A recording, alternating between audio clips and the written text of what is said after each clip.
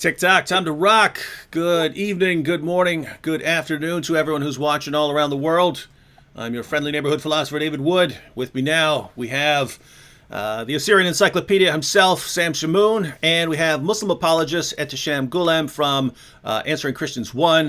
Their YouTube channels are in the description box. Yes, sir. All right. Go ahead. What? They can hear you. Who was that? No, Who was that? I just muted it. Sorry, man. Okay. No, you're good. You're good. You're good. Guys, again, it's a very rare live stream that doesn't have some sort of technical difficulties. It's usually me doing it. It's usually. All right. Well, those of you who were here yesterday, you saw that we had a conversation for a while. Ehteshaam opened up by giving a presentation on some of the reasons he's persuaded that Muhammad is a prophet. And then we had a discussion of a portion of those reasons. And let me see where I actually had the list from yesterday here. So we ended up talking about a lot about the claim that the Quran says that the Bible's been corrupted, and we talked about Jeremiah 8:8, and then we didn't get into some of Ehteshaam's opening arguments about the biblical criteria of a prophet and how Muhammad fulfills them, specifically the criterion of performing miracles and of fulfilled prophecies. Then Ehteshaam also gave a couple of examples. He'll be able to recap those here in a second. And Ehteshaam mentioned, he didn't go into detail, the scientific accuracy of the Quran and something very interesting, moral problems with Muhammad. And can Christians be consistent when we criticize Muhammad for various things he did when we look at the Bible and we see prophets doing all kinds of things as well? And Ehteshaam argued that he believes that Muhammad was sincere. That's interesting. He's not going to get any argument. He's not going to get any argument out of me on that point, because I actually believe that Muhammad did sincerely believe that he was a prophet. And he mentioned that Muhammad didn't plagiarize sources. So Ehteshaam, if you can basically pick which one of these you want to start off with, and you can kind of recap your point on that. So if you want to want to expand upon your point or give some examples of one of these points or something like that, and then we can kind of focus on that. But before we get started, just for anyone who wasn't watching last night, if you guys each want to introduce yourselves for viewers. So Sam, why don't you tell people once again who you are, what you do? Well, I'm a Christian apologist who's been doing ministry with Islam and anti-Trinitarian cults since 1999. That's what I've been doing. So most people know Right for Answering Islam, have a blog, and I do my YouTube channel, Shamounian. So that's about it. That's all I do. And Sam, a lot of people have noticed, regardless of their background, that you seem to have a computer-like memory. And for those of you yesterday who were saying, "Wow, I want Sam's brain," ladies and gentlemen, trust me, you don't. The people who have abnormal memory abilities in one area, their brains usually do not work as well in other areas, right? And so if you had Sam Shamoun's brain, you would get the benefits of the brain, but you'd also get the costs as well. And trust me, it's not worth it. All right, Ehteshaam, why don't you go ahead and introduce yourself for everyone? Hi, my name's Assalamu alaikum, and hello to any non-Muslims. My name is Ehteshaam Gulam. I've been a Muslim apologist for over 10 years now. I got my Bachelor of Arts from Wayne State University a few years ago. I work at a hospital, Novi Ascension Hospital, and I make YouTube videos. The link for my channel should be in the description below. I have a website too, so if you go to my channel, my website should be on the top section there. And that's pretty much all I can think of. Oh yeah, I've done interviews with various scholars like Dr. Richard Carrier and Robert M. Price and stuff like that. So I have interview videos regarding the origins of the Bible and Christianity and stuff like that. So people who want to know the Bible from like these atheist scholars, they can go on my channel and things like that. I like researching the Bible and the Quran and Judaism, Christianity, and Islam. That's one of my hobbies, I guess. And I'm a DC guy, as you can see in my shirt. I noticed that. I've got a Spider-Man shirt. Sam has a General Marvel shirt, and Ehteshaam has a DC. So we got a sort of Marvel versus DC today going on. And by the way, you know what we need to say though? I gotta say this. By the way, I hear background noise. Like I think it's probably Ehteshaam. I can hear me, but what I'm saying is you got to give Ehteshaam credit. He's one of the few Muslims who's willing to come here and prove what he believes because he has confidence. His religion is the truth, and Muhammad is a messenger. So you got to respect that because he's here doing that. So we give you respect for that you're willing to at least engage and demonstrate why you believe Islam is true. So for that, we should give him kudos and respect him for that. And thank you for joining us. Yes, no problem. I mean, I'm sorry. Can I say something? Yeah, I mean, no problem. I mean, I like talking religion with you two as opposed to James White and stuff like that. I've had problems with him, so I've just I ignore him or I make fun of him on my channel. But you two, you're fine. So as long as we keep it respectful, I think we should be good. Yeah, I think all the time, Flynn. I think we'll be fine here. And I noticed a lot of people in the chat before we get started. A lot of people in the chat are mentioning that Hatun Tash was attacked today. But yeah, everyone, I'll check with Hatun, and if she wants to come and discuss something, then yeah. But we'll have to look into that. So yeah, we're not talking about that here on this program. But I understand it just happened, and so people are asking about it. But yeah, I would want to check the details on that first. All right, Ehteshaam. So which argument would you like to look at first now? And feel free to go into it. All right. So I don't. You know what? You had a better list than I had. Can you just repeat the thing? Yeah, probably a good place to start would be the biblical criteria of a prophet. So you mentioned the biblical. You want to do that? You want to do that? Or yeah, you want? Yeah, whatever you want. Anything you want. You mentioned you could we could through anything you want. So we could talk about the biblical criteria of a prophet. Yeah, that's what you want to do. You mentioned some examples of Muhammad saying things that came true, or that prophecies that were fulfilled, and you mentioned Muhammad performing miracles, and you mentioned that these were fulfillments of biblical prophecies, and you mentioned scientific accuracy of the Quran, and you mentioned how moral objections to Muhammad are problematic when coming from Christians because we have biblical prophets doing things that we would regard as immoral, and so any one of those points you want to go into. Yeah. All right, so let's start with the criteria, the proofs for prophecy and miracles and stuff like that. Because when it comes to moral issues, I got to look up the references in my Bible. So that's going to take a little bit. I should have done that earlier. My bad. So actually, Ehteshaam, I have to point out, you have the Assyrian Encyclopedia right here. If you're thinking of something and you're not sure the reference, you can just say, Sam, what's a reference on this, and he'll give it to you. That's how I do it. Yeah. It's actually easier for me when I'm if I'm working on an article or something and I need some references. It's actually easier for me to say, Sam, give me all the references on this, than for me to actually look them up, because he spouts them all out. So yeah, if you need any references on any of that stuff. Yeah. Let's see. He could give them all to you. It's quicker.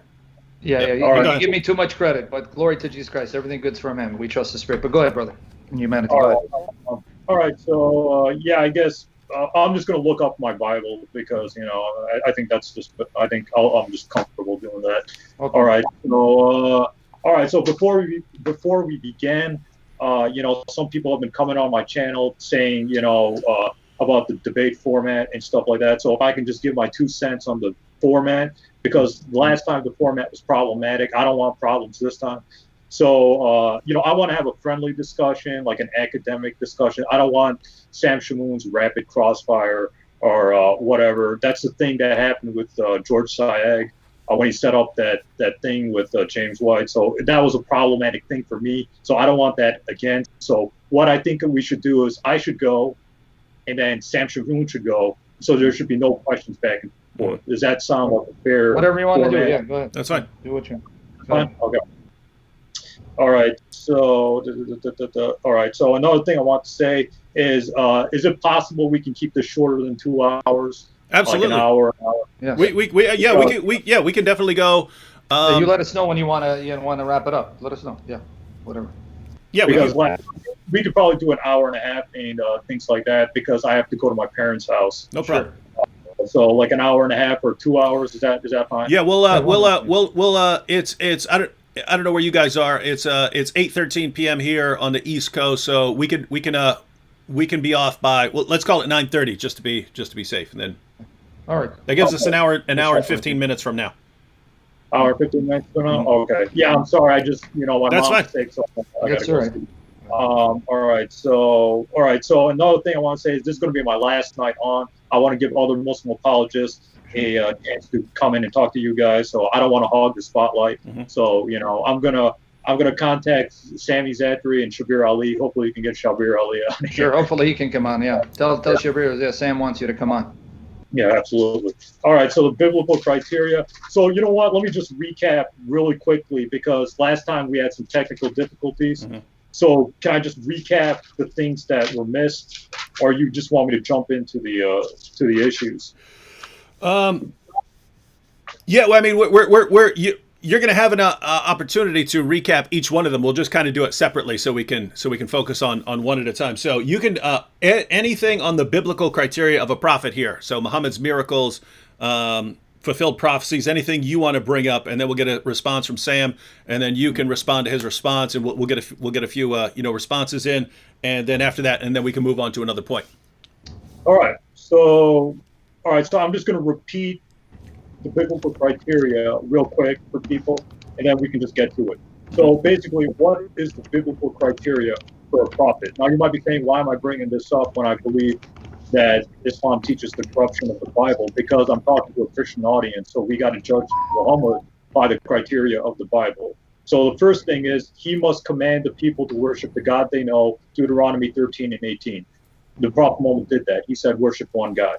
So that's the first thing. The second thing is give a true prophecy of a future event or a miracle, Deuteronomy 13, 18. Prophet Muhammad did that. Not claim to be the Messiah, Jesus, or Elijah. Gospel of John, chapter 1. I know Sam gave a response and things like that. We didn't have time to go over last time. Maybe we can get into it. Maybe I can respond now. So then what about the moral character? I'll just get into that real quick. We know that Aaron built the golden calf in the Old Testament. And I'm sure Sam Shamoun knows the exact reference. Mm-hmm. We know that David committed adultery, according to the Old Testament. We know that Noah, after the flood, got intoxicated. So what is your standard for accepting or denying a prophet? Now, you might say, well, he's got to say the name Yahweh or the Tetragrammaton. The problem is Jews don't even say that name. Yahweh is not even in the New Testament. It's replaced by the Greek word kurios. Not even the Greek New Testament manuscripts say Yahweh or the Tetragrammaton. It says kurios. So Christianity fails that same exact test. The New Testament does not say that word, as simple as that. So the New Testament will not be invalid given the test of the Yahweh or the Tetragrammaton. So that's just my brief recap. If you want me to recap something else, I can. But yeah. So we have kind of let's see. So Muhammad, looks like your points, and I'm sort of appealing to the points from today and yesterday, that your points were that Muhammad he preached the one God as a true prophet should. Muhammad performed miracles as a prophet should, and Muhammad had fulfilled prophecies as a prophet should. And as far as arguments that would be used against him, specifically moral problems, these same kind of moral problems could be pointed out with Noah and with David and with others. So is that basically a summary of your main points there? Oh yeah, you got it. Yeah. All right, Sam. What do you think? Yeah. Well, what does he? Is there any one of those you want me to address first? Because I know. Let me ask Ehteshaam. Ehteshaam, yeah. Would you prefer going through sort of one of these four issues you just brought up at a time, or Sam just respond to all of them at once?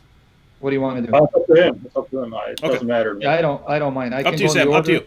Yeah. Okay, well, yeah, because I don't want to just overwhelm with too many references. So you said, first of all, you're talking about a prophet has to preach the true God, and Muhammad did that. And then you talked about a prophet has to have a prophecy that comes to pass. Now, that's partially correct, because even Deuteronomy 13, which you appealed to yesterday, Deuteronomy 13, let's just take that one at a time. By the grace of the Lord Jesus Christ, trusting the Spirit to fill me, to speak clearly for the glory of Jesus. Now, the Lord Jesus, as well as Moses, state that even if a prophet prophesied something to come to pass, that's still not proof he's a true prophet. Here it is. Deuteronomy 13, verses 1 to 5. If a prophet or one who foretells by dreams, notice Deuteronomy 13, verses 1 to 5, because you mentioned that even yesterday. If a prophet or one who foretells by dreams appears among you and announces to you a sign or wonder, and if the sign or wonder spoken of takes place, and the prophet says, let us follow other gods, gods you have not known, and let us worship them, you must not listen to the words of the prophet or dreamer. The Lord your God is testing you to find out whether you love him with all your heart, with all your soul. It is the Lord your God you must follow, and him you must revere. Keep his commands and obey him, serve him and hold fast to him. That prophet or dreamer must be put to death for inciting rebellion against the Lord your God, who brought you out of Egypt and redeemed you from the land of slavery. The prophet or dreamer tried to turn you from the way the Lord your God commanded you to follow. You must purge the evil from among you. Now, Jesus confirms this. Matthew 24, verses 23 to 25. At that time, if anyone says to you, look, here's the Messiah, or there he is, do not believe. This is Matthew 24, verses 23 to 25. I'm not trying to speak too fast, but fast enough we get the point and not belabor it by the grace of Jesus Christ. Now notice what he says in verse 24. For false messiahs and false prophets will appear and perform great signs and wonders to deceive, if possible, even the elect. See, I've told you ahead of time. So both the Old Testament, New Testament state, it is insufficient. It's not sufficient enough. Just because a prophet announces the future and comes to pass or does a miracle, that in of itself is not conclusive, irrefutable proof that he's a true prophet from the true God. So the criterion that's really important, you mentioned it. He must proclaim the same true God. So I'm going to repeat what I mentioned yesterday. Since you're appealing to Deuteronomy, and since you're appealing it because we believe it, that means we are to judge by it. That same book of Deuteronomy specifically states, and I'm going to go to Deuteronomy 14, verse 1, where it says the Israelites are the sons and daughters of the living God. That's Deuteronomy 14, verse 1. Deuteronomy 32, verse 6. Deuteronomy 32, verse 6, it says that Yahweh begot Israel as his sons. And that's repeated in Deuteronomy 32, verses 18 to 20, where God is chastening the Israelites, saying that they pretty much ignored and abandoned the rock who gave them birth, the rock who spiritually begot them, the rock who spiritually birthed them, the rock who spiritually fathered them, because God is not a physical being. He doesn't have sex. Now in Exodus 4:22, we're also told that Israel is God's firstborn. He says that. He tells Moses to tell Pharaoh, Israel's my firstborn son. Let my son go that he may worship me. And if you do not let my son go, I will kill your firstborn. So right away, the God of the Old Testament is a spiritual father to his covenant people. They are his spiritual children that he spiritually birthed, spiritually fathered, not sexually. Chapter 5, verse 18 of the Quran. Chapter 5, verse 18 of the Quran. Chapter 19, verses 88 to 93 state, neither the Jews nor the Christians are the sons of Allah nor his beloved. They are just simply creatures. And the highest relationship you can have with Allah is a slave to master relationship. So it's not the same conception of God. Just add a couple more points because we'll stay on the conception of God before we move to other things. The same Pentateuch that you're referring to speaks of the messenger of the Lord, the messenger of God. There is a specific figure who's sent by God, who claims to be God, who is worshipped as God, and does things that only God can do. For instance, in Genesis 31, verses 10 to 13, Genesis 31, verses 10 to 13, Jacob has a dream in which he sees the angel of God coming to his aid to save him from the oppression of his father Laban. And the angel of the Lord says, and Jacob says, it's the angel of God. And the angel of the Lord says to Jacob, I have seen all that Laban has done to you, for I am the God of the house of God, Bethel, where you anointed a pillar and made a vow to me. So the angel calls himself the God of the house of God. It's like an angel saying, I'm the God of the Kaaba, And yet Jacob knows this is the angel, and yet knows that this is no mere creature. He's a messenger sent from God, who's also God. Therefore, the Pentateuch opens up the door for God existing as a plurality of persons. To add another one, Genesis 1, verses 1 and 2, it says, in the beginning God created the heavens and the earth. And when the earth was without form and void, the Spirit of God hovered over the watery deep. And elsewhere we're told in Job 33, verse 4, the Spirit of God has made me, and the breath of the Almighty has given me life. So to recap this point so we can talk about it. The Pentateuch that you refer to says God is a spiritual father. Israel is a spiritual son. The angel of the Lord is distinct from God, but happens to be God, is worshipped as God, and does things only God can do. Thirdly, the Spirit of God is creator. He was there overseeing the formation of the earth, making earth habitable, making life possible to exist on earth. And then we're told the Spirit of God has made me. So God, the angel, and the Spirit, these three are identified as being fully divine, doing things that only God can do. So did Muhammad believe that? Did Muhammad believe Allah is a father to the Muslims, spiritually, not physically? Did he believe that the angel of the Lord is God, distinct from God, can only do what God does? And do you believe that the Spirit of Allah, Ruh Allah, is creator and life giver? If not, then it's not the same God. So what do you say about that? All right, so you brought up a lot of points. All right, so David, last time you did a good job in moderating. Mm-hmm. So this time, if I'm going too far or something like that, I'd make a signal saying, stop. You're so fine. If I'm rambling on too much, just stop me whenever. So first of all, you're begging the question that the Bible is correct when it's talking about these things. So if you're appealing to the Bible, if you're appealing to biblical verses, those biblical verses can be applied right back at Paul, because you believe Paul is a true disciple, or he was a prophesizing prophet according to 1 Corinthians and things like that.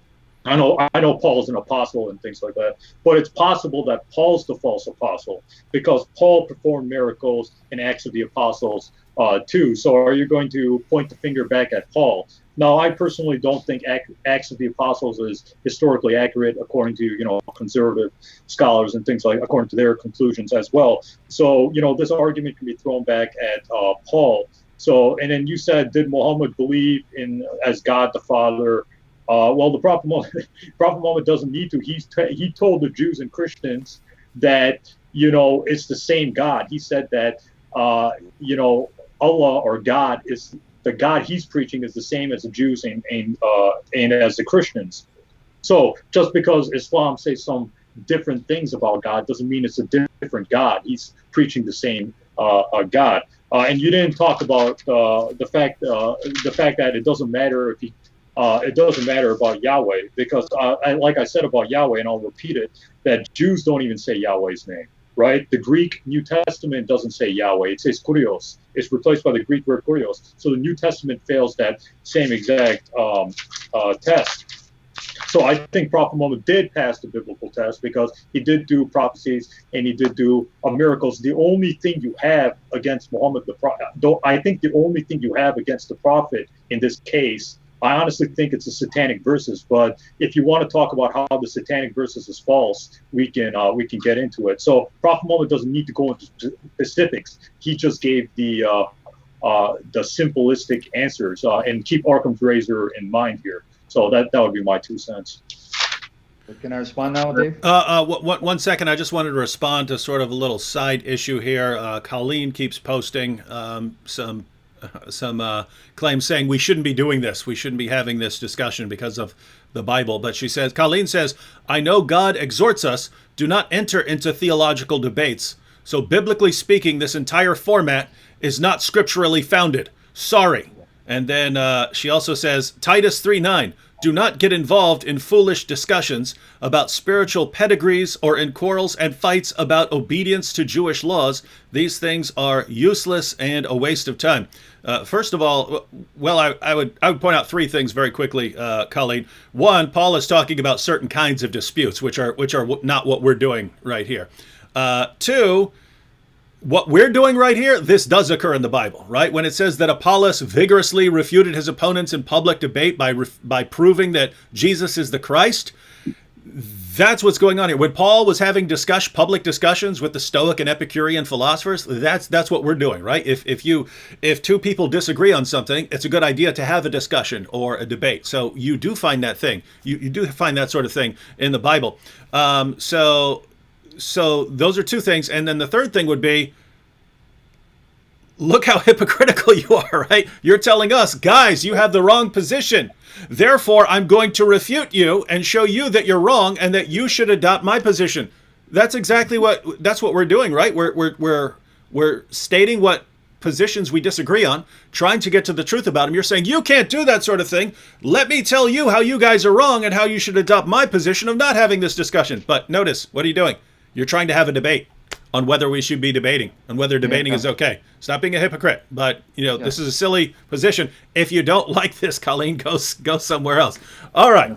Now that we dealt with that. Let me say, guys, please stop with the nonsense in the chat, because when you do that, we have to correct you. That's robbing time. Yeah. Because Ehteshaam doesn't have much time. Mm-hmm. Stop robbing the time. Leave us be. Leave time us robbers. Don't like it? Get out of here then. Because I don't want the time to pass us by now. Let's do a debate, DC versus Marvel. Let's do that. Yeah, that would be great, and Batman wins. But let me come back to some of the things you said. Now, the things you said, Ehteshaam, maybe you forgot. You appealed to Deuteronomy 18, and you said, because you're Christians, I'm appealing to the Bible to show you that Muhammad passes the biblical criteria. You can't then, in the next breath, say, well, you assume the Bible is right, in order to then reject the very Bible that you appeal to convince us that Muhammad is a prophet. You can't have your cake and eat it too. If you're going to appeal to the Bible to show that Muhammad passes the test to convince us, then we are within our rights to use the same Bible to show that Muhammad fails the test and that he's a false prophet. That's the first point. You appeal to the Bible, and I'm appealing to the Bible to show, no, he doesn't pass that criteria that you appeal to. But secondly, we can talk about Paul, and I guarantee you Paul will pass with flying colors, both from the Old Testament, the New Testament, and even the Quran. But I'm not going to change the topic to Paul, because Paul did not contradict anything in the Old Testament. Paul did not say God is not a father to his people. Paul did not say that the Holy Spirit is not divine and co-creator. Paul did not reject the deity of the angel of the Lord, all of which Muhammad did. So that's a second point. Third point, let's focus. You said Muhammad claimed that he did preach and worship the same God that the Jews and Christians believed in. He can make that claim all day, all night. Mormons make the same claim. Mormons tell Christians and Jews, we worship the God of the Old Testament. But when you press the Mormon, to them, God the Father was a man who became God, who has a physical body. He has sex. He sires children sexually. And two of his children are Jesus and Lucifer, who are brothers.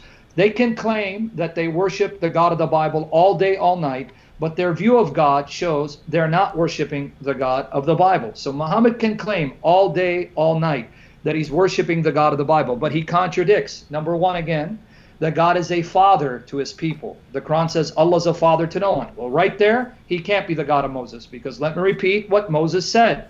Deuteronomy 14, verse 1, to the Israelites, you are the sons and daughters of the living God. What did Moses say? Deuteronomy 32, 6, Jehovah who begot you, who produced you. What did he say in Deuteronomy 32, 8? The God who gave you birth, the rock who beget you, which directly flies in the face of lam yalid wa lam yulad, because Moses' God does beget spiritually, not physically, not sexually. He doesn't have a wife that he has sex with to sire children. So no, it's not the same God. And then let's go back to what I said. The angel of the Lord, because the word malach in Hebrew, which we translate angel, doesn't mean a creature necessarily. It means a messenger sent with a message from God. This messenger calls himself God, claims to do what only God can do. He is worshipped as God by those who see him, and they recognize that this is God, sent by God. And then the Spirit of God, Ruach Elohim, Genesis 1 verse 2, is there overseeing the superintendence of the earth, making it habitable. And to confirm it, Job 33 verse 4 plainly states that the Spirit of God has made me. The Spirit of God has made me. That's the Jewish Bible. And the breath of the Almighty gives me life. So the Old Testament agrees with the New Testament on these areas. New Testament agrees with the Old Testament, but contradicts the Quran. And then finally, why would I need to refute your argument about Yahweh? That's not my argument. So please, Ehteshaam, don't attack straw man. Just because some other Christians say Muhammad didn't use the name Yahweh, deal with them. Go to them and bring this up. That's what Samuel Green would bring up. I'm not Samuel Green. I'm Sam Shamoun, right? It's like me attacking Bassam's arguments that you didn't make. Yeah, but you see, Ehteshaam, this wrong part, and hey, but I'm not Bassam Zawadi. When you bring Bassam Zawadi, then refute him. Deal with what I said. I don't use that as an argument. So nothing you've said addresses what I've said, but hopefully now you can address this point unless you want to go to another area. All right, I took notes. Hang on. All right, so why am I appealing to the Bible? You might be asking. Well, like I said last night, I'm talking to a Christian audience. I'm guessing like 99% of the people watching are Christians. That's what I'm guessing. So then what would convince Christians of the prophethood of Muhammad? I'm using the Christian standard to convince the Christians that Muhammad is a prophet because he did do miracles, he did do prophecies. And then that's why I'm using the Old Testament and things like that, because Christians believe that's inspired. We Muslims don't believe it. Christians believe it. So because I'm trying to convince a Christian audience. Now, if I was talking to an atheist audience, if you two became atheists, then I wouldn't even bring up the Bible. So I'm using the Bible to convince the Christians that yes, Muhammad fits the criteria of a prophet according to your own scriptures. So I'm not being inconsistent there, or I'm not just using some random argument there. You said Paul did not contradict the Old Testament. I mean, that's just hilarious. Paul contradicts the Old Testament in every possible way. Paul says things that could deify Christ, although there are verses in Paul like 1 Corinthians chapter 8 verse 6 where Paul says God and Lord are different things. So, but I know there are like Philippians 2 and things like that. So Paul says things that are different, that says things that could be different from the Old Testament. Paul says that talks about a dying and rising Messiah. He talks about in 1 Corinthians 15 about Jesus' death being prophesied in the Old Testament and things like that. But when you go to the Old Testament, it doesn't talk about any dying Messiah or any crucified Messiah or any resurrected Messiah or things like that. And even William Lane Craig, right? I've read William Lane Craig over the years, and even he says that Jesus' prophecies of Jesus dying and rising are not clearly found in the Old Testament. So Paul contradicts the Old Testament way worse than Muhammad does. So that's why I'm bringing that up and to show consistent standards. Because keep in mind, Shamoun, you're a Christian, so any argument you throw back against Islam, it could be thrown back more forcibly on the Bible. So yeah, that's just my 2 cents there. All right. Okay. Now, can I respond? Yeah. Yeah. How can an argument from the Bible be thrown against the Bible when you're presupposing the Bible? See, this is the circular reasoning on your part. And again, and probably I wasn't clear the first time. The very fact you want to convince Christians he passes the biblical criteria means that then we can use that same Bible to show he miserably fails and he's a false prophet. So you're stuck with it. You want to use the biblical criteria? I show you he fails miserably. I know you're trying very hard to go off topic on Paul. I'll be more than happy to sit with you and show you from the Old Testament, New Testament, and Quran. Paul passes, but Muhammad fails the test of the Old Testament, New Testament, and he fails the Quran. But since you want to talk about Paul contradicting the Old Testament, and I'm tempted to refute every one of your points, but no, we're staying on topic. Because I know some Muslims like to do this, and I'm not going to accuse you. When it gets too hot, they can't defend their prophet. They go on the attack and bring up irrelevant issues, red herrings.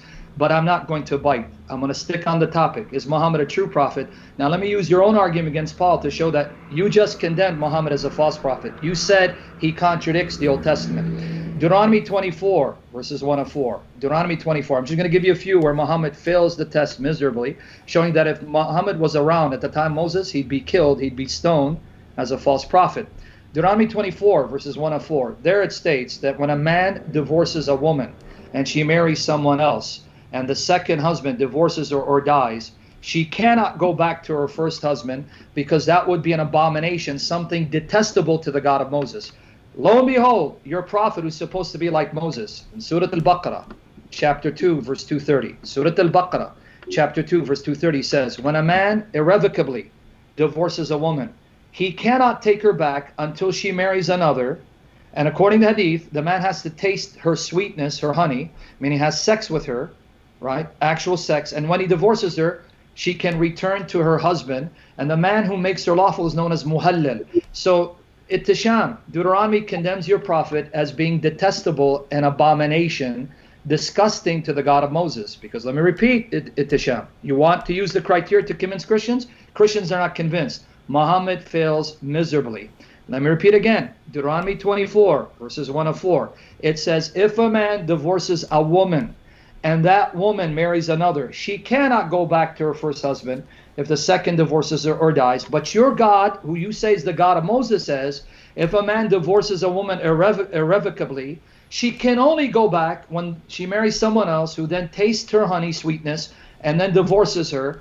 And that's why it's called muhallal, the one who makes her halal, lawful. So the God of Moses says, Muhammad, you are despicable, you are detestable, you're an abomination. And if you're living at the time of the theocracy of Moses, you would have been stoned and killed as a false prophet.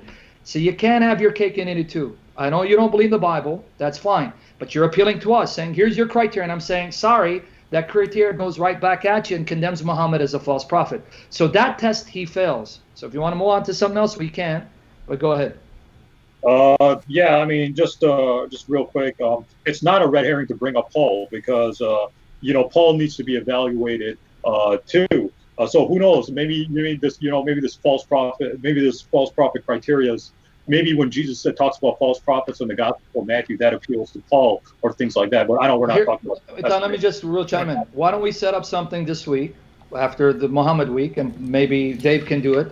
We come back and talk about Paul. Paul, is he a true apostle or is he like Muhammad, a false prophet? We can do that. You know what? Let's do crucifixion and resurrection. Maybe we can do that. But regardless. Well, Paul as well. We got to do Paul. But go ahead. All right. Regardless, and so I don't think it's a red herring. As for this Deuteronomy stuff, I mean, I'm given like the Cliff Note. I'm given like the Cliff Notes version of what a prophet is. Even if the Quran or Prophet Muhammad says something different to specific laws, it doesn't matter anyways. I'm saying the Prophet Muhammad fulfills the basic criteria. He doesn't need to fulfill every single criteria, right? He doesn't need to agree with every single biblical law in order to be a biblical prophet. I'm just giving the general outline. So according to the general outline, Christians can't reject Prophet Muhammad because the Prophet Muhammad fulfills the general outline. I'm not talking about specifics. You're going into specifics. I'm going into the general specific stuff. The only thing you have against the Prophet Muhammad being a prophet according to biblical criteria is probably the satanic verses, and I can refute that. So yeah, that's my 2 cents here. Yeah, just again, we're going in circles again because it's not general. I even took your general criteria and showed he fails even your general criteria. And I know you're tempted to talk about the satanic verses, but again, you want to divert because I want you to deal with my arguments as I'm dealing with your arguments. You brought up the name Yahweh. I didn't bring it up. You're attacking strawman and bringing on red herring. Now you want to talk about Satan and satanic verses. I didn't bring it up, but I'm pretty certain. Well, let me just, Ehteshaam, let me finish my point because you said no crossfire, which I don't mind. If you want to do crossfire, I can do that.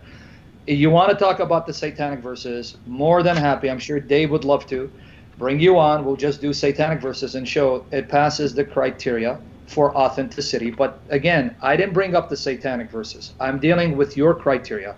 I didn't even bring up criteria. I said, what is your criteria? According to your criteria, he fails even the general criteria as well as the specific. But since we're just repeating ourselves, maybe we can go to the other argument. Because I don't want to just keep repeating myself. Yeah, why don't Ehteshaam, if you want to give your response to Sam there, and then we can go on to a different point. Yeah. So well, the satanic verses. I want to just talk real quick about that because the only reason why I brought that up is because I honestly believe that's the only argument Shamoun has against the Prophet Muhammad. That's why he didn't bring it up. Okay, fine. But I'll just say the satanic verses is false because it's been condemned by a lot of Muslim scholars. I know it's found in Ibn Ishaq, al-Waqidi, and Sa'd al-Tabari, but like I said before, all those sources are weak anyways. So that's why I'm bringing it up just to refute it before it's even brought up. But the Prophet Muhammad fulfilled like the basic things because did Muhammad affirm the worship of one God? Yes. Just because he didn't follow Deuteronomy 24 about marriage laws and the Quran chapter 2 verse 220 230 say something different, that doesn't mean he's a false prophet because he didn't go into specifics on those issues. Did Prophet Muhammad do miracles? Yes. Did Prophet Muhammad do prophecies? Yes. The specifics don't matter. The fact that he did it matter. You see, so there are three things. And the Prophet Muhammad spoke positively about people like Moses, about people like Adam, Noah, and stuff. All those prophets are accepted in Islam. So Islam's not bringing anything new. It's bringing the final revelation. So I think that's just my theological theory. So, I wouldn't mind because you guys you kind of discussed whether miracles or fulfilled prophecies would show that someone's a prophet without actually going into any fulfilled prophecies or miracles, which Ehteshaam did mention yesterday. I remember him mentioning that Muhammad prophesied that people would compete in building tall buildings, and I think he mentioned Muhammad splitting in the moon. I think you mentioned a few things, but Ehteshaam, did you want to talk about any of those, and then Sam could respond, or? Yeah, but one point before we go there, Ehteshaam, because I want to address one thing. You said prophecy, but here's what you said. You said that Muhammad preached the worship of the one God. Okay, now Leviticus 26 verse 1, and I want you to address this. Leviticus 26 verse 1, God condemns anyone who would take sacred stones and venerate them.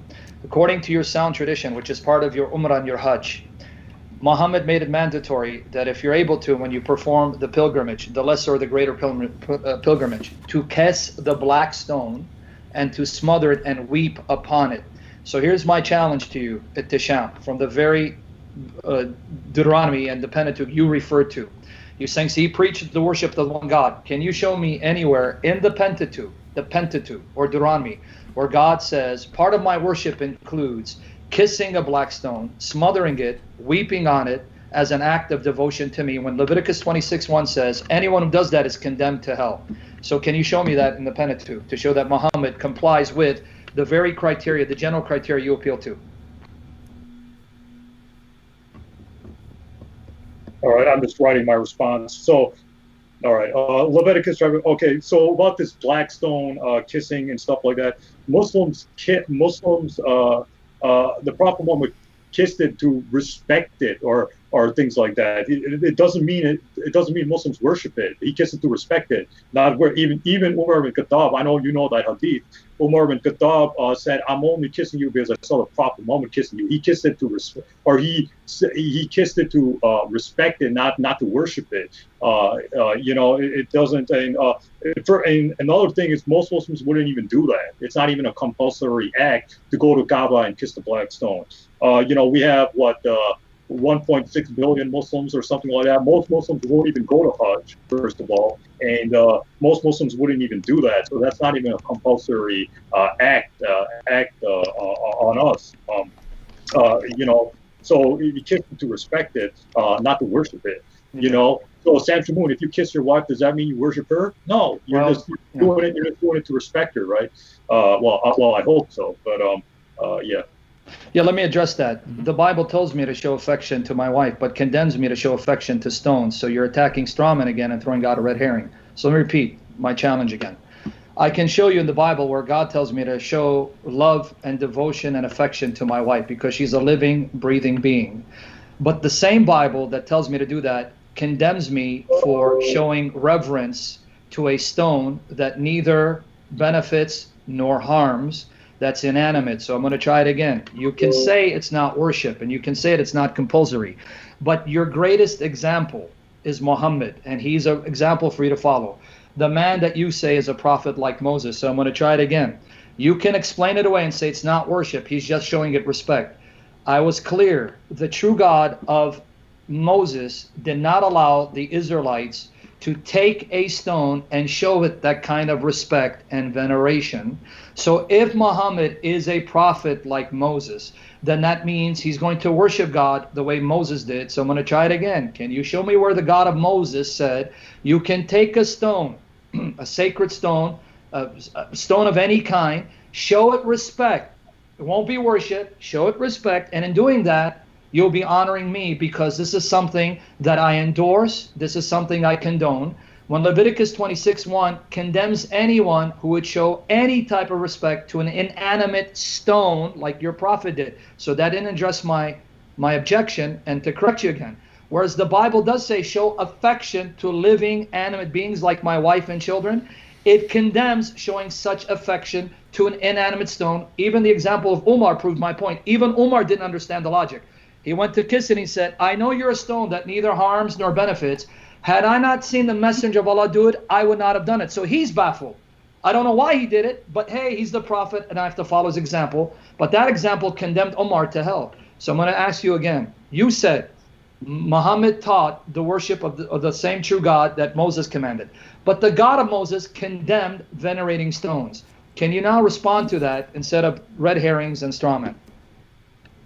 Well, like I said, it's not a compulsory act on Muslims. It was just some random thing the Prophet Muhammad did. Like, we know the Prophet Muhammad didn't like eating lizards. I mean, it doesn't mean anything. It's not like it's not a compulsory act, right? Islam's based on 5 pillars, none of which talk about going and kissing the black stone. So it's just a random thing he did. It's not a compulsory. If it was a compulsory act, I would agree with you, right? If the Prophet Muhammad said you have to do it in order to stay a Muslim, then I would agree with you. But it's just a random thing he did, that has no bearing on us. Like, we know the Prophet Muhammad didn't like eating lizards. We know the Prophet Muhammad wore sandals. We don't have to do those things. He was just there were just things at that specific time, at that specific place for specific reasons. So it's not a compulsory act. If it was a compulsory act, then yes, I would agree with you, but it's not a compulsory act. So that's the issue. I mean, you kiss your wife, so does that mean you worship her? So I mean, the logic doesn't follow. But we can move on to other things. Well, let me make a final point on this. Just one final, Dave, because he said it's not compulsory. You said there are 5 compulsory acts. Now, Ehteshaam, you and I both know. One of the 5 compulsory acts is Hajj, pilgrimage. You must, if you can afford it, at least once in your lifetime, make a pilgrimage to Mecca. You're supposed to run around it 7 times and then run between Safa and Marwa 7 times, throw stones at Wadi Mina, and kiss the black stone. So part of one of your 5 compulsory acts is that you must either touch the stone or kiss the stone if you can, but if there's a large crowd, you can't. At least try to symbolize that you're touching it. So even what you said, one of your 5 compulsory acts is pilgrimage. Part of the rites of pilgrimage is, if you can, if the crowd is not too large, kiss the black stone and touch it, which is why Omar had to do it because his prophet did it. So no, it is compulsory. And you said, if it's compulsory, I'd agree with you. So that means now you agree with me, Muhammad is condemned as an idolater, because you said if it's compulsory, I agree with you. It is. So I want everyone to hear you say, because I have the references here, the hadith, the rites of pilgrimage. And one of the rites, you must kiss it if you're able to reach it. But I want it recorded. I want you to say, part of Hajj, which is compulsory, I am not required to kiss the black stone and touch it. If I'm able to, I can ignore it. Do you want to say that on record? Because I want other Muslims to hear that. All right. So, David, can I respond? Yes, you can. And after that, we'll have to move on. Yeah, it'll be your final point. Go ahead, Dan. Yeah. All right. So, like I said, most Muslims wouldn't even do that in Hajj, right? Most Muslims wouldn't even do that. I know Muslims. I personally know Muslims who went to Saudi Arabia, went to Hajj, and they skipped over that part. They didn't even do that part. And to get 1.6 billion Muslims to Saudi Arabia to do Hajj is impossible, right? It's not a compulsory act. The Prophet Muhammad didn't care about it. It was just some random thing he did. So it's not a compulsory act in any way. I would agree with you 100% if the Prophet Muhammad said you have to do it. But Muslims have told, I haven't been to Hajj, but Muslims have told me personally, devoted Muslims who went to Saudi Arabia, went to Hajj, they said they didn't even do it. They didn't even attempt to touch it. That shows how unnecessary it is, how it's not even recommended. It's not even a general recommendation. So what the Prophet Muhammad did 1,400 years ago doesn't apply to today's standards anyway. So this is just a red herring, honestly. I think it's a red herring. It doesn't prove Muhammad's not a biblical prophet according to the criteria. Again, this is just a big red herring. Prophet Muhammad fulfilled the general criteria. Sam Shamoun hasn't done a satisfactory answer to that. So can we move on, David, or you want to add your 2 cents? Oh no, We want to move on. Let's move on. Yeah. Yeah. What about on the issue of, well, we can move on to some of your other points, or if you wanted to talk about, you said Muhammad performed miracles, and you gave a couple of examples yesterday, and you said that Muhammad fulfilled prophecies. If you want to give you gave a couple of examples. If you you want to talk about one of those issues. So yeah, Dave. So Whatever if you want. so if you now yeah, I'm going to I'll go ahead and tell you, Sam and I think Sam still believes this. I know I do. We believe that according to the Quran, Muhammad actually didn't perform miracles except the Quran. Exactly. So that's our position. So if you wanted to make a case for why we should actually believe that Muhammad did perform miracles that would be similar to the miracles of a biblical prophet, you could go ahead and share your best examples with the viewers. I'm sorry. Can you repeat? I was writing my response to the Quran, not saying about miracles. Can you repeat? Basically, our position is that we don't believe that Muhammad performed miracles. We believe that those were sort of later inventions, and that the Quran actually denies that Muhammad could perform miracles. So if you wanted to, but you're appealing to Muhammad's miracles to show that he actually meets the biblical criteria of a prophet. So if we were assuming that miracles would give someone a good case that he's a prophet, what miracles do you believe that Muhammad performed apart from the Quran?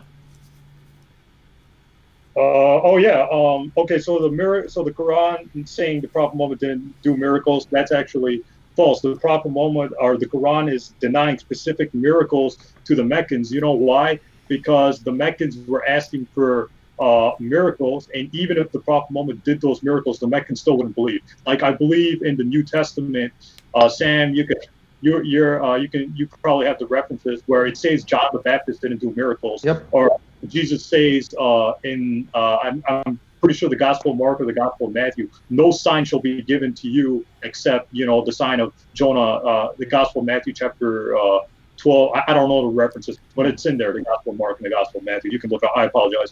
You can look up the references. Matthew 16. Yes, Matthew 16. Like, even John the Baptist didn't do miracles, and the Jews were asking Jesus to do a miracle, and he said, no signs will be given to you. He was frustrated with the Jews too. So the Quran is basically, the Quran is not saying the Prophet Muhammad can never do miracles. That's not what he's saying. The Quran is not saying Prophet Muhammad's only a warner. He can't do miracles. The Quran is denying specific miracles to the Meccans, because even if Prophet Muhammad did those miracles, they still wouldn't believe. So that's the argument. The Quran is not denying that the Prophet Muhammad can't do miracles.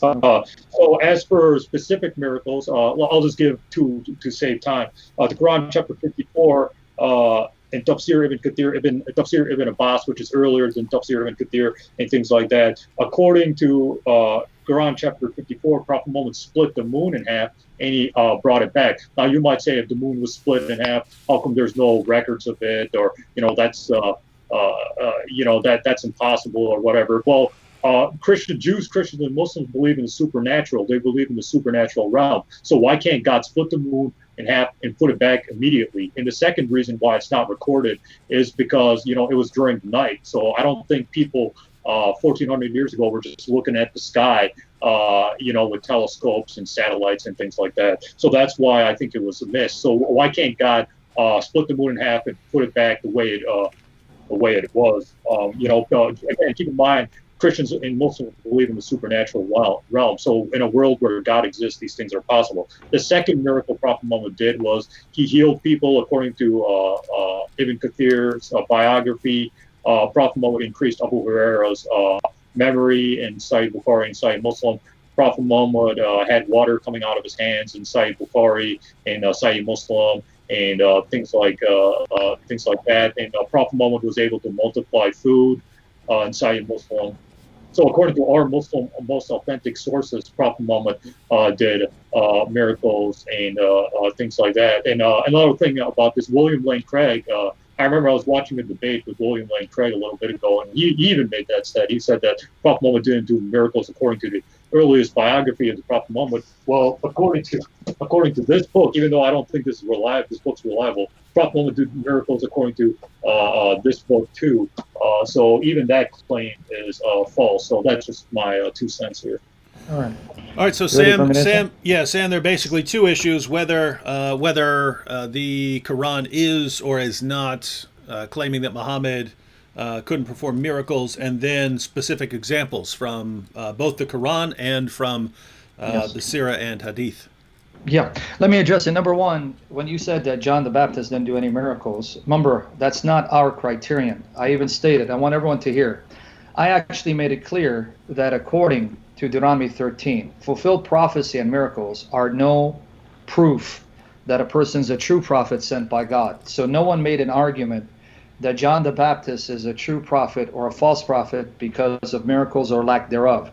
So when you give me a criterion, see, Muhammad is a true prophet, he did miracles, and say, well, see, John didn't do miracles and he's still a true prophet.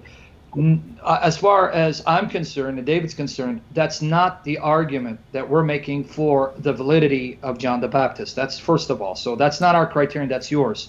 Secondly, even though Jesus said no sign will be given to this adulterous generation except the sign of Jonah, even then he's saying they're going to receive a sign. Read it, Matthew 16, verses 1 and 2.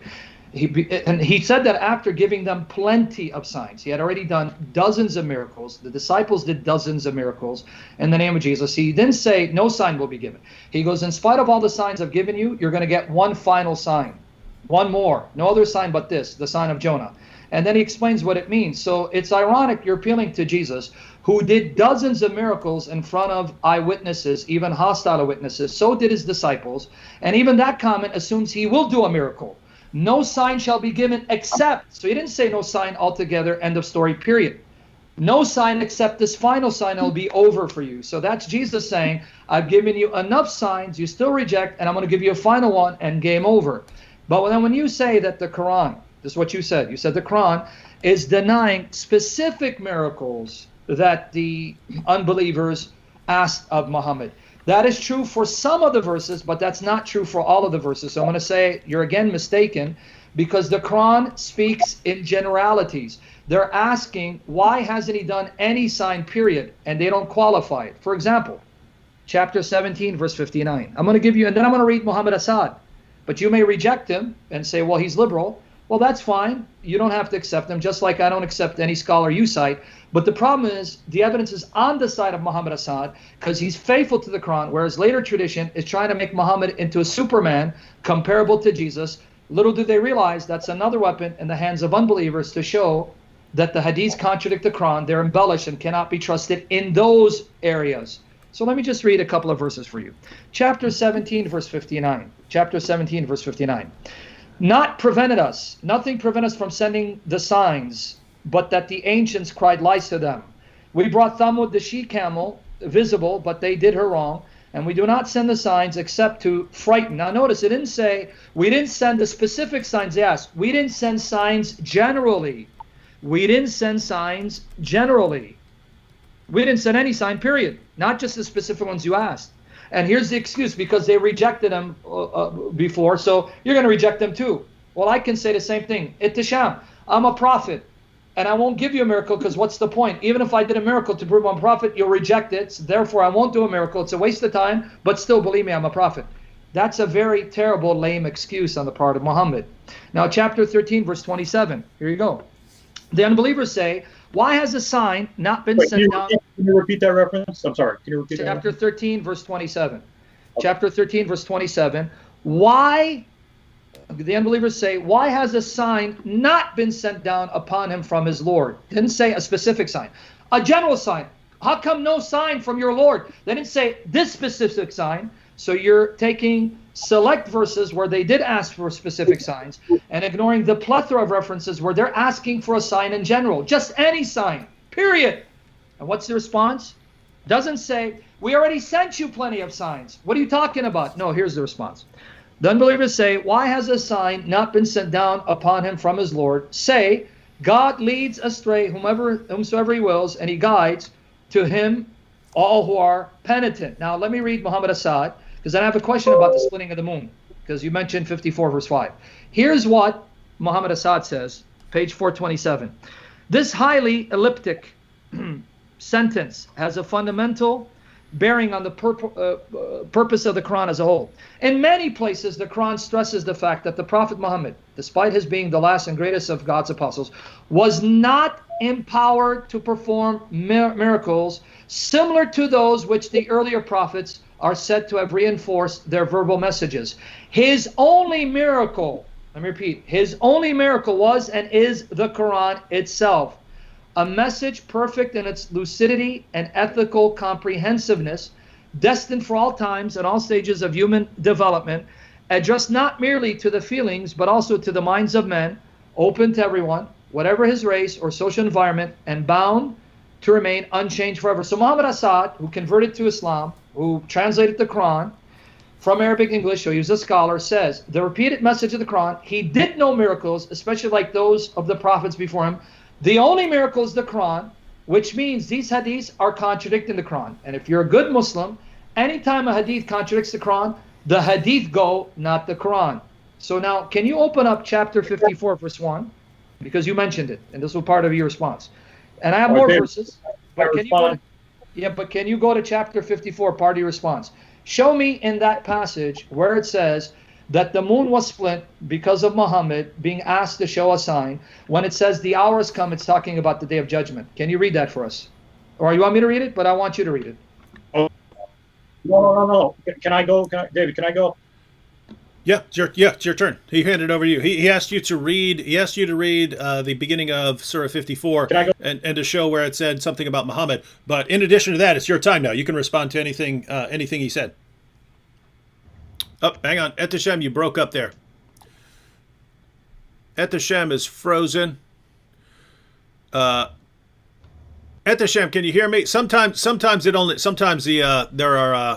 there are fluctuations in the internet. They only last 30 seconds or a minute or something like that, and then it works out again. So we'll go ahead and wait. I can hear you. Okay. I can't see you. I can hear you.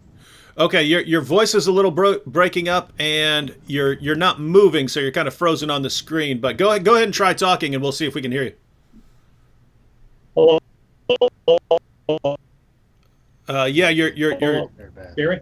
You're breaking up. We'll just give it a minute. We'll just give it a minute or so. I want to let Sam keep talking until your internet catches up, which should be the case. If you want in me a few to seconds. just read the verse then, because he doesn't want, I'll read it and then he can respond. Yeah, Sam, you go ahead and read the verse, and then hopefully Ehteshaam's internet connection catches up here in a second. All right, here goes 54 verse 1, and I'll read 2. The hour drew nigh, and the moon was rent in twain. Notice, the hour drew nigh, and the moon was rent in twain. And if they behold a portent, they turn away and say, prolonged illusion, the hour. Now, here's what Yusuf Ali is going to say about this passage. Okay, here's what Yusuf Ali says about this passage. Let me see if I can find it.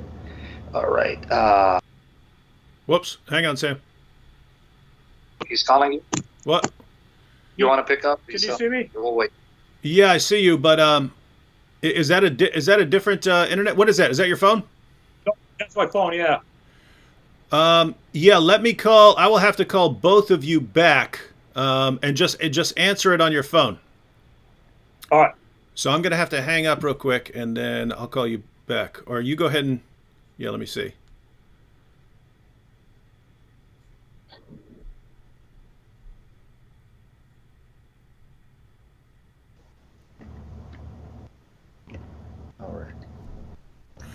All right, Ehteshaam, I think you have to hang up on your computer, and then after that, call me back on your phone. Just give him a second, Sam, or you can finish your point, Sam. But just okay. I explained yesterday. I'm fine at using Skype for talking to someone until something goes wrong, or we're trying to switch people in a group chat, and then I run into some problems here. Let's see. Now if you want me, yeah. All right, now we have you on again.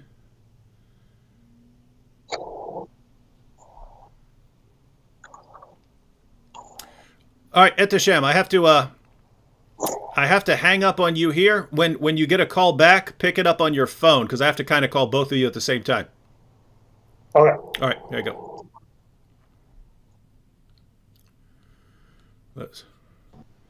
Yeah, trying to figure out how to call Ehteshaam here. Okay. See when he not sure how to do this when. Okay. Well, we can't. Oh, here we go. Here we go. Here we go. Yeah. All right.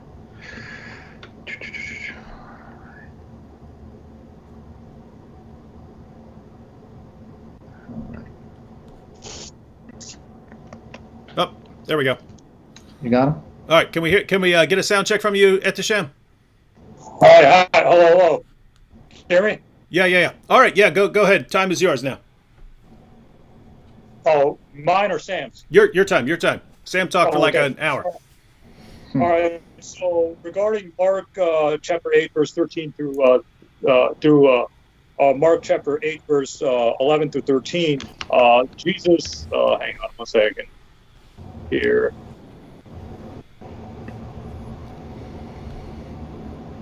All right, Jesus says, the Pharisees came and began to question Jesus. To test him, they asked for a sign from heaven. He sighed deeply and said, why does this generation ask for a miraculous sign? I tell you the truth, no sign have been given to it. So according to the commentary, and I'll get to your verses real quick after this, it says they're not looking simply for an earthly miracle, but a dramatic sign from heaven, for Elijah's fire in heaven. So even the people of Jesus' day would persist in asking Jesus for a miracle, even after he performed several miracles, such as raising the dead back to life, healing the blind, and things like that. As for the Quran, chapter 17, verse 79, again, this refers to sending the signs the Quraysh specifically asked for, just how the Talmud specifically asked for the she-camel. Tafsir al-Qurtubi, God did not send it to them. So Tafsir al-Qurtubi predates your Muhammad Assad stuff. God did not send it to them as a mercy because God knows that if he did send the signs, they would still disbelieve. As for what else did he bring up? As for the Quran, chapter 54, what did you say, Sam? What did you say about I can't hear you. 50. No, I said 54, verse 1. I said I was going to read you Savali was going to read a set. Where does it say that this is something Muhammad did when it says the hour has drawn nigh? What hour? Well, like I said, according to... Can you see me? No, you disappeared, but we can hear you. Go ahead. Yes. All right. Hang on one second. Let me try to get audio. Let me try to get video back. All right. Even if you can't, we can hear you perfectly. Oh, you can hear me? Yeah. All right. There you go. All right. So, the Quran chapter 54, it's talking about the splitting of the moon because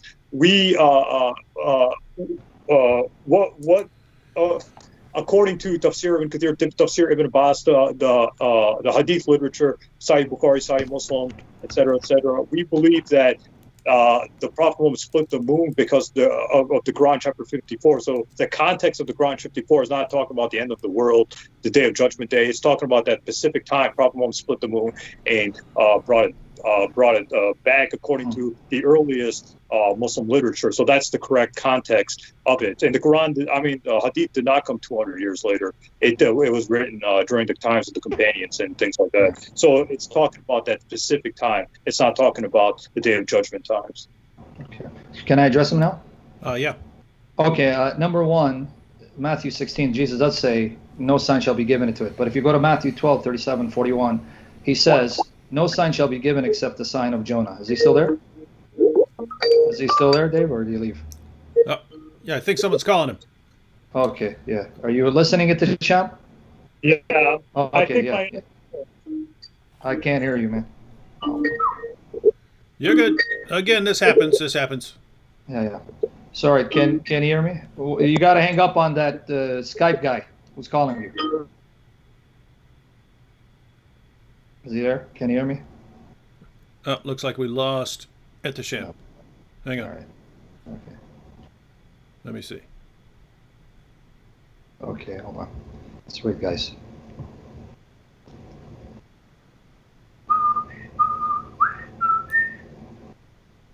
What was that? Not me. I'm just whistling.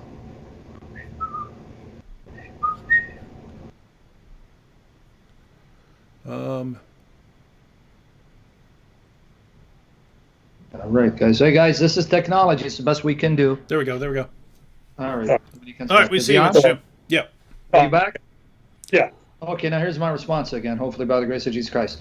Matthew 16, verse 1 and 2, that's when he says, no sign shall be given to this wicked adulterous generation. But if you go back to Matthew 12, 37 to 41, he says, no sign shall be given this adulterous generation except the sign of Jonah. He had already done dozens of signs, and he said they will be given a sign, and the final sign will be his resurrection. So Jesus already gave ample signs and proofs to show them they have no excuse for rejecting him, which is unlike what we find in the case of Muhammad. Secondly, it's not a matter of proximity, because Muhammad Assad is much later in time, and therefore Qurtubi is earlier, and then somehow that means that Qurtubi is more reliable. Because Ehteshaam, you're contradicting yourself, because Ibn Ishaq, who's even closer to the time of Muhammad than Qurtubi, says things about Muhammad that you reject. For example, you said about the satanic verses, and I want everyone to hear what you said. I know Ibn Ishaq mentions the satanic verses. I know Tabari does, but they are weak. So now it's like you want to have your cake and eat it too. You want to go with Qurtubi when it comes to miracles and reject Assad because Qurtubi is closer.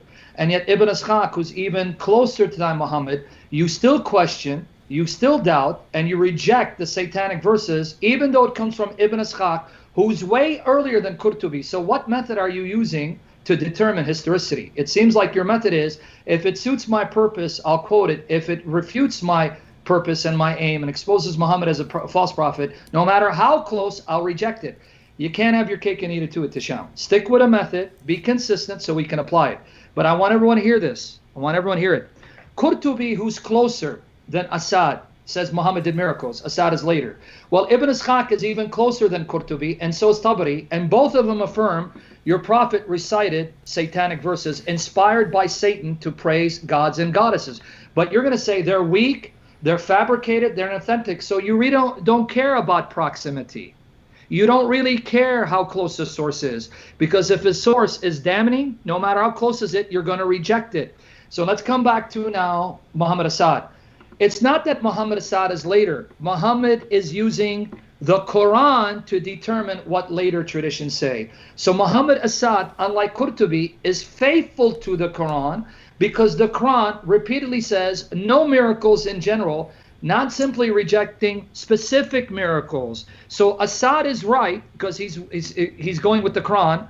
Qurtubi, though earlier than Assad, is wrong because he's contradicting the Quran. Do you see how it works? Assad is not that naive. He wasn't that stupid because he's since deceased. He realizes if the Quran says something black and white, I don't care what other sources say, how closer they are to the Quran. They're contradicting the Quran. They can't be right unless the Quran is wrong. So you see the method I'm using? I'm using the method of Muhammad Assad. If the Quran says black and white, no miracles, you can give me Ibn Ishaq and Tabari and Qurtubi. You can give them all saying he did miracles. The Quran trumps them unless you want to say that the son of Muhammad trumps the Quran, if that is the son of Muhammad. Finally, it is the future in chapter 54, verse 1. But before I get to that, let me read another passage. This passage proves he couldn't do miracles. And Ehteshaam, I hope you understand the argument. Because if you show me he did miracles, the Quran is a lie. Stop being a Muslim. Because I want to read this. Chapter 29, verses 48 to 51. Chapter 29, verses 48 to 51. I want you to read what the Quran says, why there can't be miracles except the Quran. The Quran says there can't be any miracle. Specific can't be. Here why.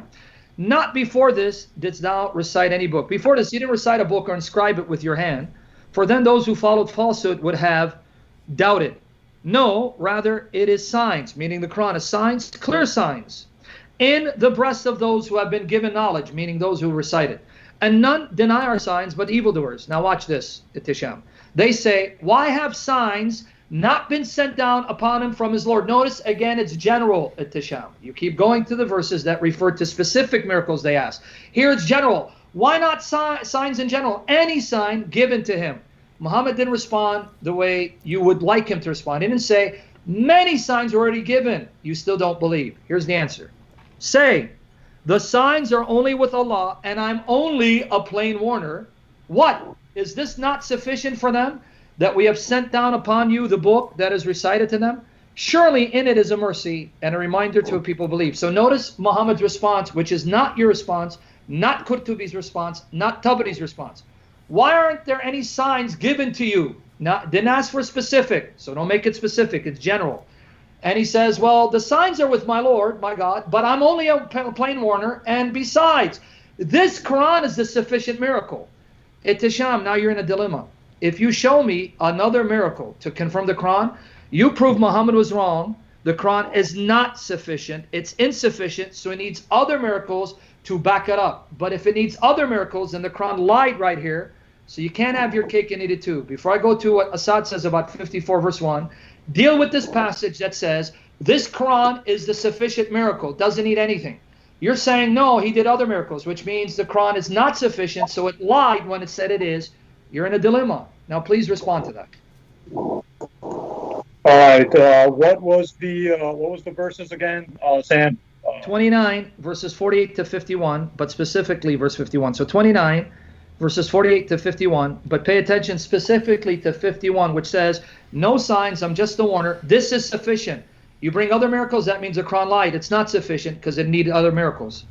What does it mean to devote your life to the truth? All right, 1 second. We're hearing something in the background. Yeah, it's Sounds like a video popped up or something like that. yeah. I'm trying to. Damn it. Sorry. I'm trying to get my laptop connected back. All right, whatever. I'll just go without it. Yeah, we're good. We only have about 10 more minutes anyway. All right, so I'm just gonna wrap this. I'm just gonna answer this. I'm gonna wrap up the thing. 1 second. I'm gonna refute Sam's point, then I'm just gonna get the conclusion. Sound good, David? Sure, go ahead. Yeah, Yep. sure. All right. Quran chapter 29, verse 48 through 51. All right.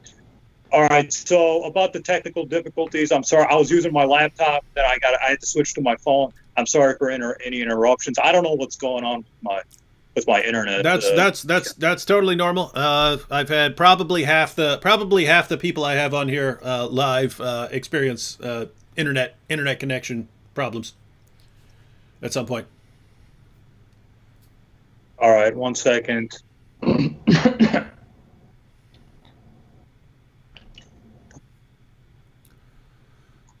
All right, so God, I had the verses Sam was bringing up, but I can actually put those up on the screen. Do you have a translation that you prefer? Yusuf Ali. Okay. No, I had the commentary on the internet to specifically address Sam, but my internet, my God, what the? All right. All right. Well, I mean, do you just want to? Yeah. All right, it's working. Never mind. It's working. All right. I don't know what's going on with. I think it's the weather, or I don't know what's going on with the. No, I do. Internet fluctuates based on how many people are using it. So if a bunch of people all of a sudden decide to watch Netflix, then your internet function drops because everyone in an area is using it. All right, so my internet's working good. So just give me 1 minute to access the commentaries to refute Shamoun. Yeah. Then I'll move to conclusions, and then we'll part ways. Mm-hmm.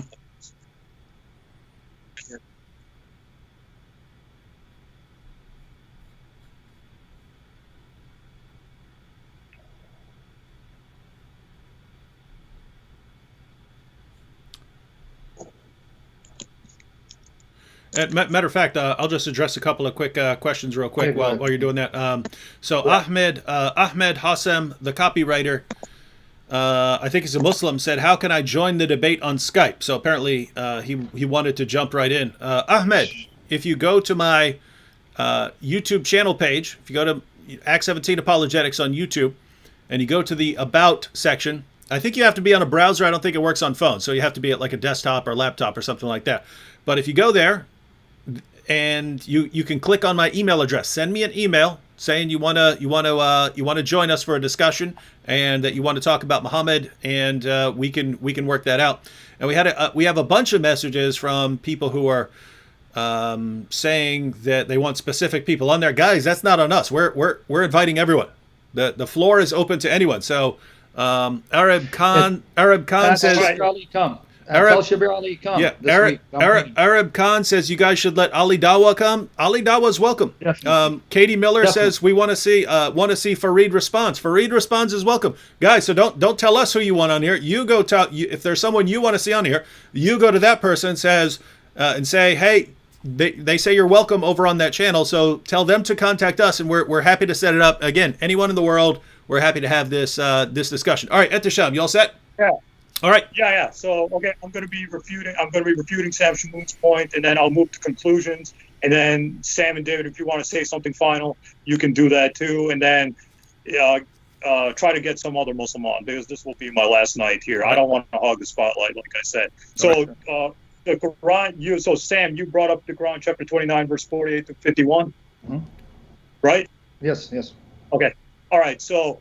Basically, again, this is just because the Quran was not enough. This Quranic verse was talking about the Quraysh. It does not mean that the Quran itself is sufficient enough to be a sign. So the Quran is saying this book, indeed, the Quran is a sign for the objective truth seeker.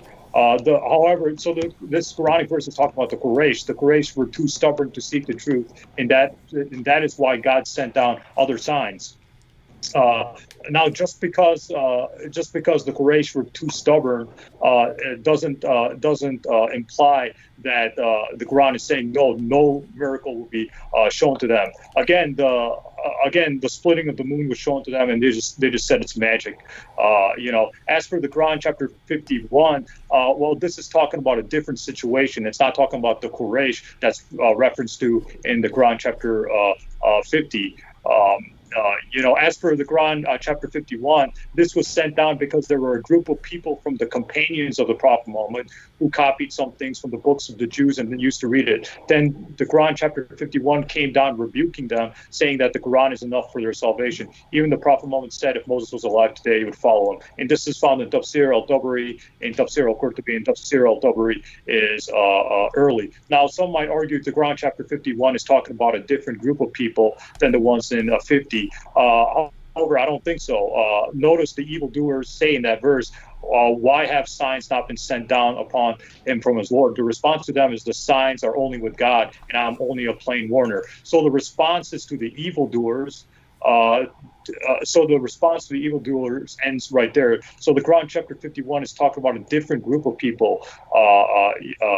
So it's not, the Quran is not saying Prophet Muhammad can never do signs. That's not what it's saying. It's just denying specific signs to specific people. But it's not saying Prophet Muhammad, nowhere in the Quran does it say Prophet Muhammad can't do any kind of miracle. So I'm just going to jump to conclusions because I think it's time to wrap up right there. Hey, Ehteshaam, why don't we let Sam give his conclusion first? That way we can give you the last word.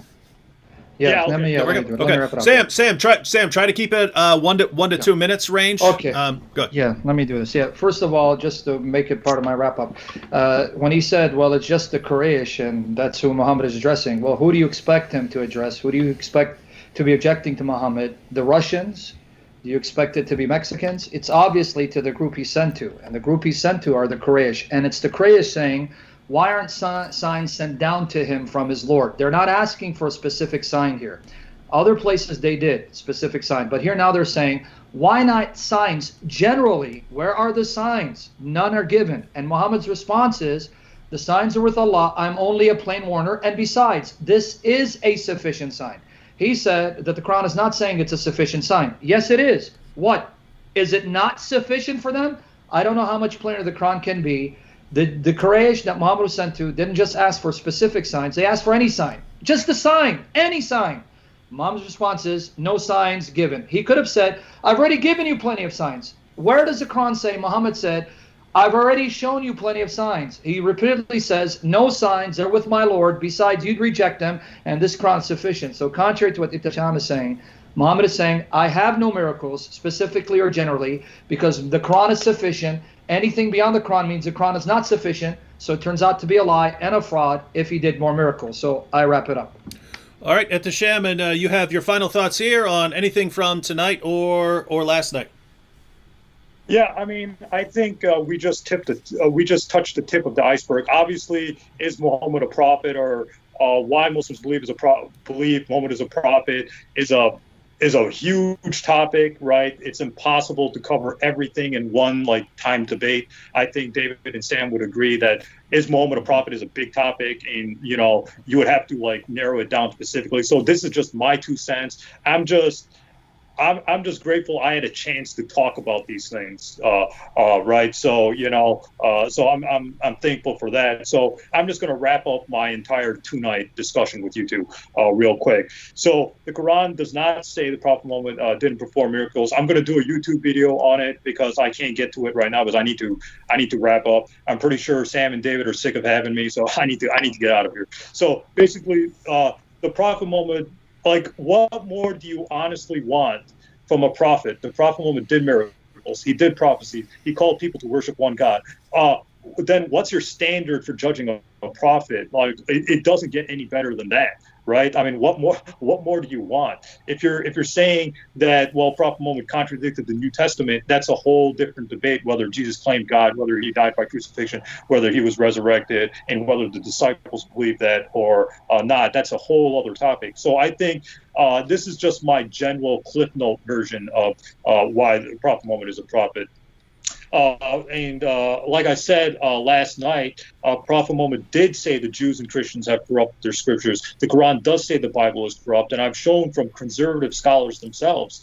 I was going to bring up Jeremiah 8:8 right now, but because of time, I can't really get in. Maybe I'll make another video on that and things like that, where I read other commentaries, other Christian commentators saying that, Jeremiah 8:8 is talking about biblical corruption. It's talking about the corruption of the Torah and the 5 books of Moses and things like that. So I wish I had more time, but, I think I've overstayed my welcome. So conclusions here, right? I believe Muhammad is a prophet. I believe he fulfilled the biblical criteria for being a prophet. So I invite all of you who are objective truth seekers to at least consider the prophethood of Muhammad. You might have your reasons for rejecting him, but I would just ask that you honestly consider him. So in conclusions, I just want to say thank you to Sam Shamoun and David Wood for giving me an opportunity. I know I've insulted David Wood in the past. He gave me a platform, even though I didn't deserve it. So thank you, David. You're honestly a good Christian believer. You're a man who's seeking redemption. I like that about you. So, that's I think that's a good trait. So thanks. By the way, Ehteshaam, that was the most obviously false thing you said tonight about David Wood, but I'll let you slide. Sorry. All right. Thanks to everyone. Thanks for everyone for joining us and watching this night and last night. Thanks to Sam and Ehteshaam for joining us again. The links to both their channels are in the description box if you want to follow their channels.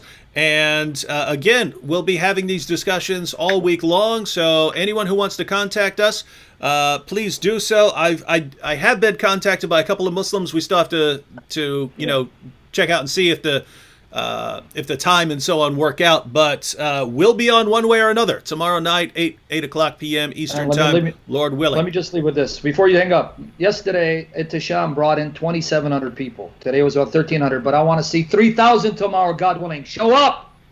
God bless you. All right, guys. All right, thanks for having me. Take care, Ehteshaam. Catch y'all later. Yeah, you too.